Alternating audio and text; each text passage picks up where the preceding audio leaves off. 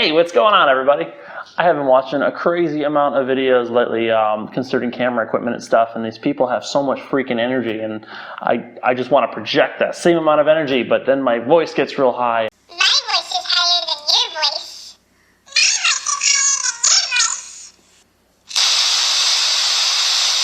So how's everybody doing today? I hope you're doing quite well. Today I am going to upgrade Little Red here with a new power supply. Now it's not a crazy high-end power supply because it's not a crazy high-end computer.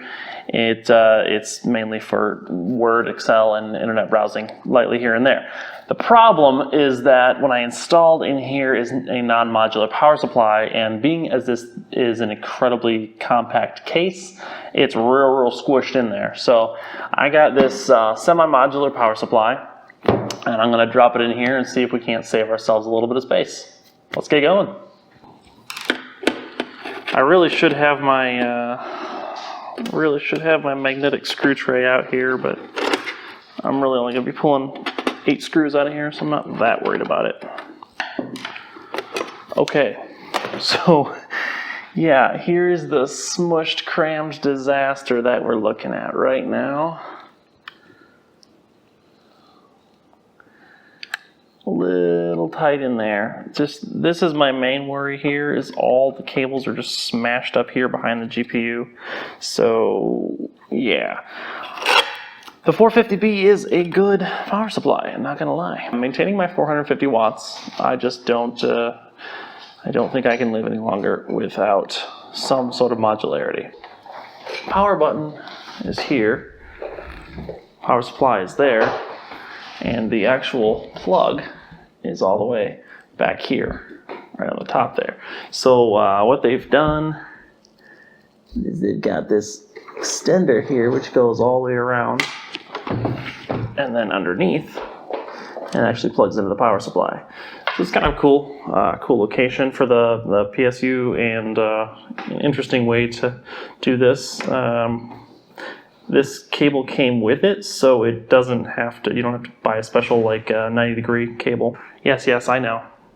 Stock cooler on the CPU, but guess what, guys? It's a Pentium. Who cares? Okay, so what we're doing down here is just removing these 4 screws. Cannot believe how fast this GoPro battery dies. This is crazy sauce. All right, we've got all 10 of our screws out. Turn our power supply off. And unplug this guy. Okay, so the following should actually be relatively simple. That thing doesn't want to unplug right now, so I'm just going to pull it out and then unplug it. It shouldn't be an issue. Just going to unplug my EPS power, if I can find it. I absolutely love ITX builds, but boy oh boy are they a pain in the ass with larger hands. Unplug our GPU. What else do we have? That should be about it, except for our main 24 pin, which I can pretty easily get out once this is out. Alrighty. Look at that, more screws. So you can obviously see why I want to switch this power supply up. I don't even know that it was causing any issues. It's just non-modular, so there's cables absolutely everywhere. These 450Bs are like 25 bucks, and it's probably the best power supply that you can get for 25 bucks. I've put them in many builds that don't require much power, and I will continue to do so because they are fan-freaking-tastic. Unless you need modularity. Alrighty, so if you're not aware of the difference between a modular, semi-modular, and non-modular power supply, then the difference is this. With a standard power supply, like this guy here, you got your PSU, and you've just got a whole bundle of cables coming out of it. You've got cables that you will use, cables that you won't use, so it's fine for, you know, if you just don't care and can stuff them somewhere and don't either care how it looks, or you have enough room to hide them, then it's fine. It does the trick. But if you're in a tight space like this, then what you're looking to do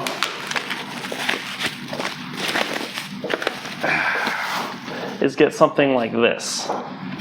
Now this is semi-modular, so the cables that are coming out of here are just my 24-pin motherboard connector and my 8-pin EPS. That's actually a 4+4 EPS. So if you only have a 4-pin, which this motherboard does, then you can separate those and only plug 4 in.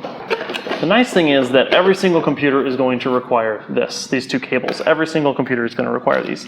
Now, a fully modular power supply is going to even have these detached. It keeps things nice and clean, and you can get custom cables and stuff for it.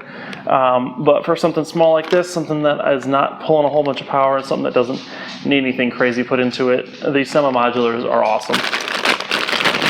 So instead of having that entire bundle of cables coming off it, you've got different ports that you can actually plug power into. I don't need my Molex connectors at all because, you know, 2019 and whatnot.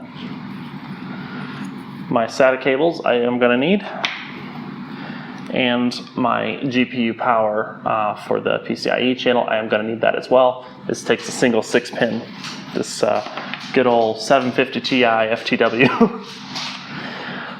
So yeah, that's all that comes in the box here, but let's get this bad boy installed. In a case like this, where we're working in an extremely small space, I like to get these plugged in beforehand. So I'm going to go 6 there. And that's going to be power for, actually, I realize now I don't even have any 2.5-inch drives in here, so I don't even need my SATA. I don't even need my SATA power at all. So the only cable that I need to plug in here is my PCIe power, which is kind of wicked. So we've gone from this bundle of dreads here to this much more reasonable 3 cables. All right. It's part of that that whole measure twice, cut once philosophy that I ignore. I dropped in a lot easier that time. All right. Cool, cool, cool. I'm happy with that. Let's get this guy up and around. So this power supply's plug is actually facing the opposite direction. Oh no, it's just a little bit, yeah, the plug on here is closer to the edge, so this 90 degree is like real tight in there, but that should do the trick. We should be okay. That's one of the first things you got to learn in the IT field is the word should. And it's a very crucial word in the IT language is the word should. Because as soon as you start making guarantees, then something is going to be out of your hands, go wrong, and it will be your fault because you said will.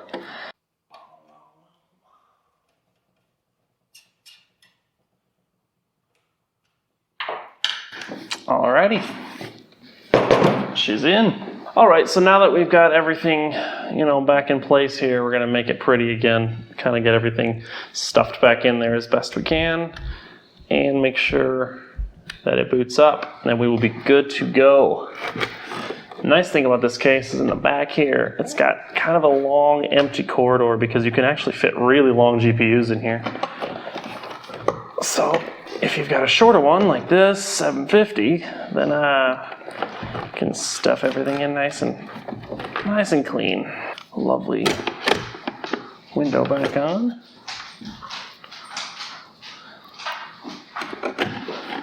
Bam.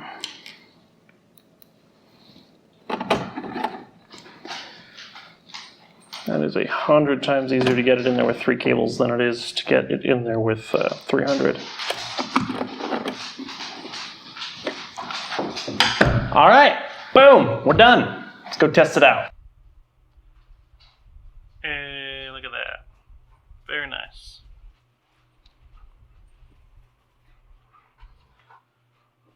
Boop, boop, boop. Cool. All right, so that's it. Just pull one out, put the other one in. Simple enough. It's working great, and this already has a new home. Just you know, nice way to clean up your machine if you've got a nice window on there that you can see into the machine. You want to get some of those cables out of the way, then either a semi-modular or a modular power supply may be for you. I threw the link to the one that I installed down below. I really like Corsair's power supplies. Seasonic and EVGA are also excellent brands. So just, you know, check them out. And online you can find a few PSU calculators to see how much power you may need. It'll ask you to put a bunch of information in about your build, and then it will determine kind of your base, kind of your peak, and you can just choose anywhere in there. So I hope you enjoyed this. I hope it was informative. And if you are interested in this kind of content, you can subscribe. You can hit the little bell next to that subscribe button to be notified whenever I release a new video. That's going to be every week. And occasionally I'll do something small during the week as well. So thanks once again, guys. Have a nice day.